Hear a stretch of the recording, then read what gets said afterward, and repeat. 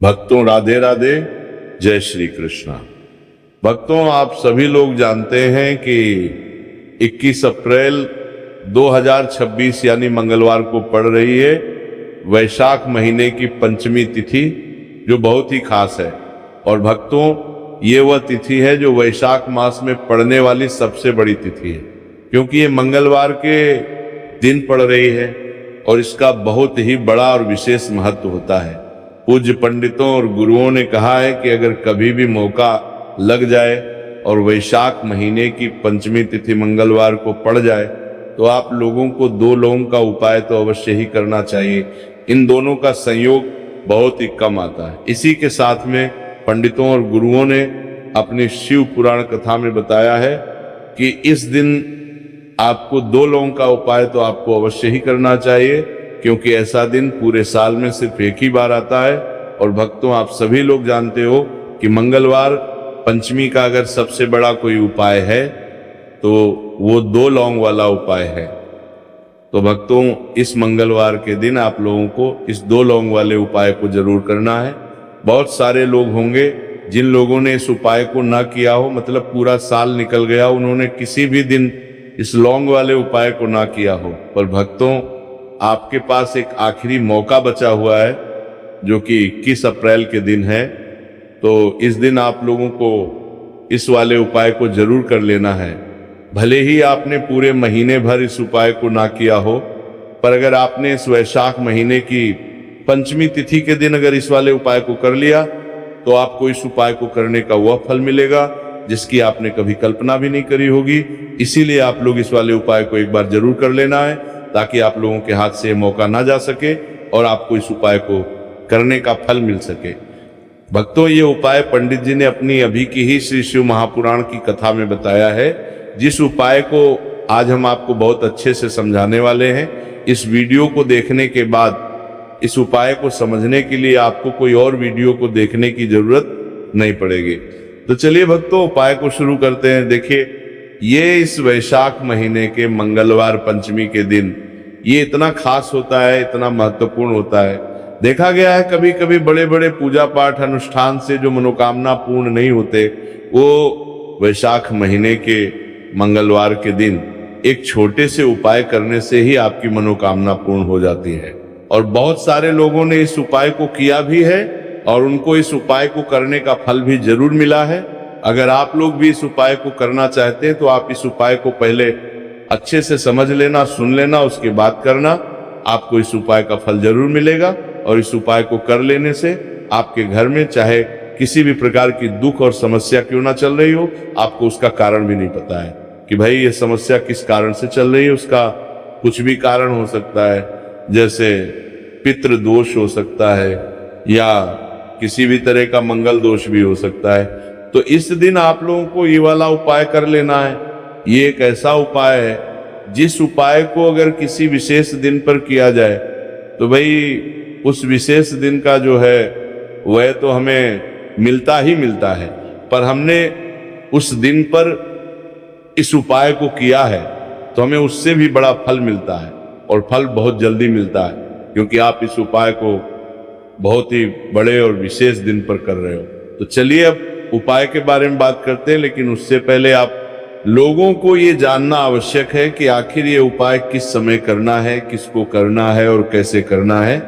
तो चलिए हम आगे आपको वीडियो में एक एक करके बता देते हैं। लेकिन उससे पहले अगर आप लोग हमारे चैनल पर पहली बार आए हैं या फिर मेरी आवाज़ आज पहली बार सुन रहे हैं तो हमारे चैनल को सब्सक्राइब जरूर कर लेना और इस वीडियो को लाइक करके कमेंट बॉक्स में श्री शिवाय नमस्तुभ्यम ओम नमः शिवाय जरूर टाइप कर देना।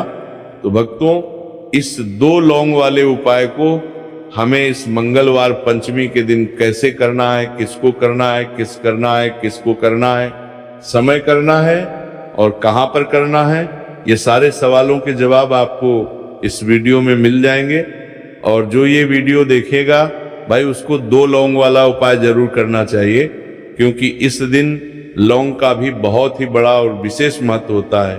और जब बात आ जाए 2 लौंग की तो ये सोने पर सुहागा वाली बात हो जाती है। और ये एक बहुत ही बड़ा उपाय हो जाता है इस मंगलवार पंचमी तिथि का। तो अब भक्तों, इस 2 लौंग वाले उपाय को आखिर करना किसको है, सबसे पहले हम लोग वो बात जान लेते हैं। तो देखो, घर की जो बड़ी माताएं बहनें होती हैं, उन माताओं बहनों में से कोई भी एक बड़ी माता बहन इस वाले उपाय को कर सकती है। और भक्तों, अगर आप चाहे तो अपने घर में से सभी सदस्यों को भी इस उपाय को करवा सकते हैं। अगर किसी व्यक्ति की खुद की कोई मनोकामना है, खुद की कोई दुख और परेशानी है जो कि वह अपने लिए ही करना चाहता है इस वाले उपाय को, तो वो खुद अपने लिए भी कर सकता है। बाकी अगर कोई घर में से ऐसा है जो कि अपने पूरे घर परिवार की सुख और शांति के लिए ये वाला उपाय करना चाहता है, तो भाई वो भी कर सकता है, उसमें भी कोई दिक्कत वाली बात नहीं है। कहने का मतलब ये है कि इस उपाय को हर एक सदस्य भी कर सकता है और पूरे घर परिवार के सदस्य के लिए घर की बड़ी माताओं बहनों में से कोई एक माता बहन भी कर सकती है। माताएं बहनें अगर घर में उपस्थित ना हो या वो ये वाला उपाय ना कर पा रहे हो, तो फिर घर का कोई बड़ा सदस्य भी इस 2 लौंग वाले उपाय को कर सकता है, चाहे फिर वो पुरुष ही क्यों ना हो, उसमें कोई भी दिक्कत वाली बात नहीं है। अब भक्तों, इस लौंग वाले उपाय को हमें करना कहां पर है? देखो, हमें शिवलिंग के पास में जाकर करना है। बहुत सारे लोग प्रश्न करते हैं हर एक उपाय को करते समय, क्या हम इस उपाय को घर पर या मंदिर में कर सकते हैं? देखो, तो इस वाले उपाय को आप मंदिर में करोगे तो अच्छा रहेगा, घर पर नहीं करना इस वाले उपाय को। उसके बाद में भक्तों, जो अगला प्रश्न निकल कर आता है वो ये आता है इस उपाय को लेकर कि आखिर इस उपाय को हमें किस समय करना है, सुबह के समय करना है कि शाम के समय करना है?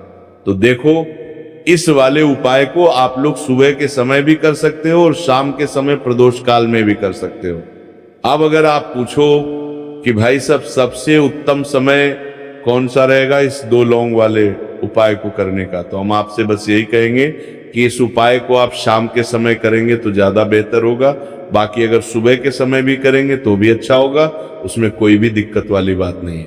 तो अब भक्तों, जो अगली सबसे बड़ी और महत्वपूर्ण बात आती है वो ये आती है कि सुबह अगर हम उपाय को करेंगे तो हमें कितने बजे से लेकर कितने बजे तक के बीच में करना है, और शाम के समय प्रदोष काल में करेंगे तो हमें कितने बजे से लेकर कितने बजे के बीच में करना है। तो देखो, सुबह जितनी जल्दी हो सके आप उपाय को करने की कोशिश करना। बाकी अगर किसी कारणवश लेट भी हो जाओ, थोड़ी देर भी हो जाए, तो 10 या 11 बजे तक भी आप उपाय कर लेना, पर 12 बजे से ज्यादा देरी ना हो, ठीक है? इस बात का ध्यान रखना। उसके बाद में भक्तों, अगर शाम के समय प्रदोष काल की बात करें, प्रदोष काल का जो समय है होता है वह शाम के 6 बजे से शुरू हो जाता है। मतलब शाम के 6 बजे से लेकर 7 बजे के बीच का जो समय होता है, ये समय प्रदोष काल का समय होता है। पर अभी जो मौसम चल रहा है, इस मौसम में जो है शाम बहुत देरी से होती है। तो आप इस उपाय को 7 या 8 बजे के बीच में भी कर सकते हो। मतलब शाम के 6 बजे से रात 8 बजे के बीच में आप कभी भी इस वाले उपाय को कर सकते हो, उसमें कोई भी दिक्कत वाली बात नहीं है। परंतु मंगलवार के दिन कोशिश करना कि समय के अंतर्गत ही कर लो, किसी कारणवश ना कर पाओ तो थोड़ा देरी से भी कर सकते हो, आपको उपाय का फल जरूर मिलेगा। देखिए, इस वीडियो में जितने भी उपाय हम आपको बताएंगे सभी उपाय सरल है। देखो, गुरुजी ने कहा है कि मंगलवार के दिन आपको चौमुख दीपक वाला उपाय तो अवश्य ही करना चाहिए। वीडियो के अंतिम में आपको उपाय बताया है जो आपको करना है। देखो, आगे बढ़ने से पहले वीडियो को एक लाइक जरूर करें। देखो, सबसे पहला उपाय, यदि आपके जीवन में कर्जा बहुत अधिक है, आपके जीवन में संकट बहुत अधिक रहते हैं, आपके ऊपर बहुत अधिक विपदा आ रही है, बार बार आपको अपने व्यापार में और अपने धन में हानि देखने को मिल रही है, यानी कि आपको प्रत्येक कार्य में हानि हो रही है, तो आपको ये उपाय करना चाहिए। देखिए, इस उपाय के लिए आपको मात्र 1 लौंग का जोड़ा लेना है, यानी कि 2 फूल वाली लौंग लेनी है। साथ में आपको मात्र थोड़ा सा शहद ले लेना होगा, और इसी के साथ में आपको तांबे के पात्र के अंदर शुद्ध जल लेना होगा। अब देखिए, इन सभी सामग्रियों को लेकर के आपको भगवान शिव के मंदिर में पहुंच जाना है। देखिए, ये उपाय आप सुबह से लेकर शाम तक कर सकते हैं।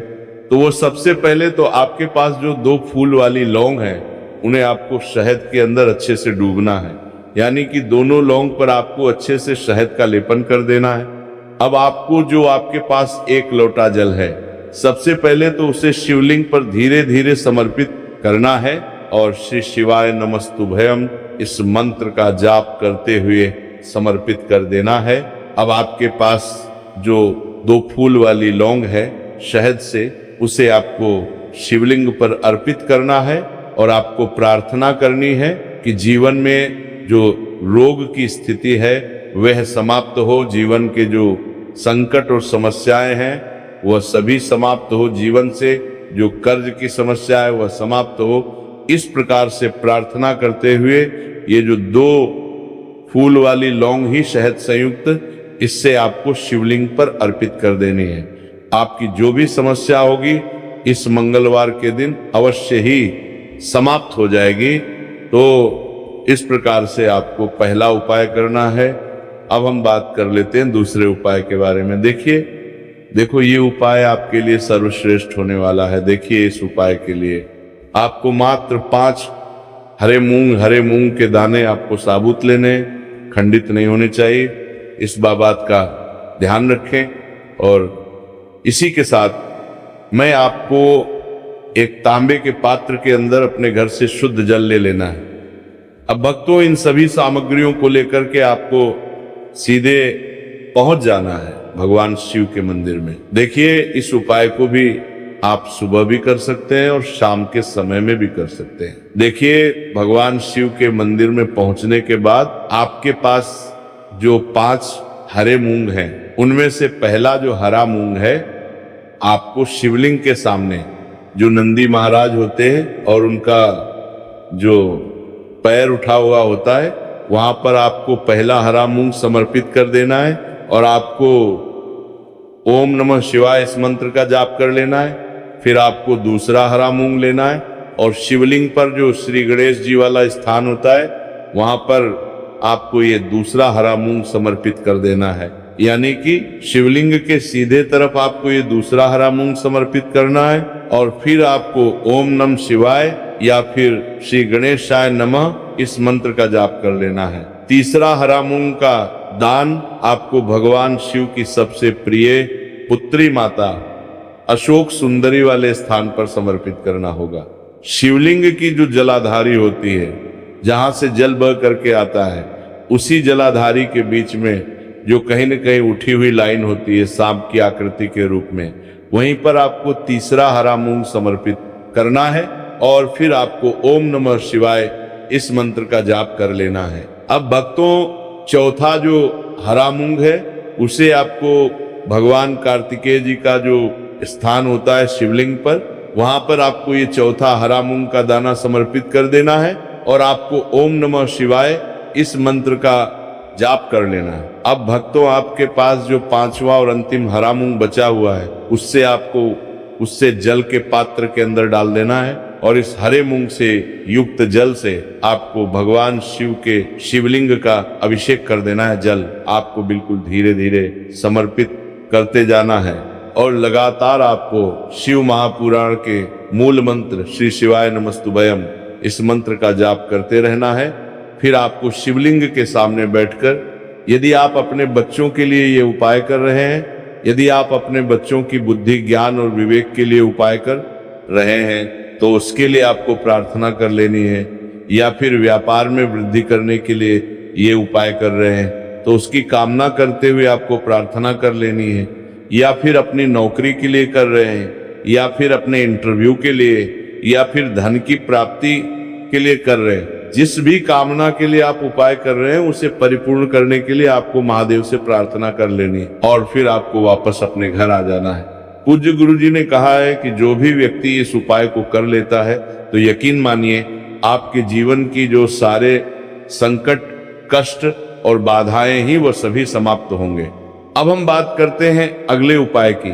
इस उपाय के लिए आपको एक दीपक लेना है। दीपक आप मिट्टी का भी ले सकते हैं और शुद्ध आटा मढ़कर उसका दीपक भी आप तैयार कर सकते हैं। दीपक के अंदर गोल बाती का प्रयोग करना है और दीपक के अंदर आपको शुद्ध घी का प्रयोग करना है। इसी के साथ में आपको मात्र एक फूल वाली लौंग लेनी होगी। अब ये एक दीपक और एक फूल वाली लौंग लेकर के सीधा आपको पहुंचना होगा बरगद के वृक्ष के। वहां पर देखिए, सबसे पहले तो आपके पास जो एक फूल वाली लौंग है उससे आपको बरगद के वृक्ष की जड़ में समर्पित करना है। देखिए, अगर आपके जीवन में कोई भी बड़ा संकट आने वाला है, कोई भी बड़ा कष्ट आने वाला है, तो वही इस उपाय के माध्यम से दूर होने वाला है। महादेव की विशेष कृपा रहेंगी कि जो भी संकट आपके जीवन में आने वाला होगा वो भी दूर हो जाएगा। तो आपको एक लौंग समर्पित करनी है बरगद के वृक्ष की जड़ में, और वहीं पर आपको जो है गोलबाती व दीपक जो आप लेकर के गए हैं उससे भी वहां पर प्रज्वलित कर देना है। देखिए, जब भी आपको जीवन में इस साल लगने लगे कि आपके जीवन में कुछ भी अच्छा नहीं चल रहा है, तब भी आपको कोई उपाय करना है। तो इस प्रकार से आपको ये उपाय करना है। अब हम जान लेते हैं चौथे विशेष उपाय के बारे में। देखिए, यदि आपके विवाह में, शादी में कोई भी समस्या आ रही है, यदि आपका जो कर्ज है वह दिन पर दिन बढ़ते ही जा रहा है, तो आपको ये चमत्कारी उपाय करना चाहिए। कोई भी समस्या अगर जीवन में है तो उसे दूर करने के लिए आपको ये उपाय करना चाहिए। मंगल दोष से जुड़ी हुई समस्या भी है तब भी आपको ये उपाय करना चाहिए। देखिए, इस उपाय के लिए आपको एक तांबे के पात्र के अंदर अपने घर से शुद्ध जल लेना है और इसी के साथ में आपको एक छुटकी लाल चंदन लेना होगा। अब आपको क्या करना है कि जो लाल चंदन आपने लिया है उसे आपको उससे जल के पात्र के अंदर डाल देना है, और ये जल जो है आपको लाल चंदन से युक्त तैयार कर लेना है। और ये लाल चंदन से युक्त जल आपको भगवान शिव के मंदिर में लेकर के पहुंचना है। लेकिन ये उपाय भी आप सुबह से लेकर के शाम तक कर सकते हैं। अब भक्तों, ये जो लाल चंदन से युक्त जल है, इससे आपको भगवान शिव के शिवलिंग पर धीरे धीरे अर्पित कर देना है और आपको लगातार श्री शिवाय नमस्तुभयम इस मंत्र का जाप करते रहना है। देखिए, यदि आपके जीवन में विवाह से जुड़ी समस्या चल रही है तो आपको मंगलेश्वर महादेव का स्मरण करना है, और जीवन में अधिक कर्ज की समस्या है तो आपको मुक्तेश्वर महादेव का स्मरण करना है। देखना, एक दिन आपकी सब तरह की समस्या जल्दी ही समाप्त हो जाएगी। तो इस प्रकार से आपको ये तीसरा उपाय करना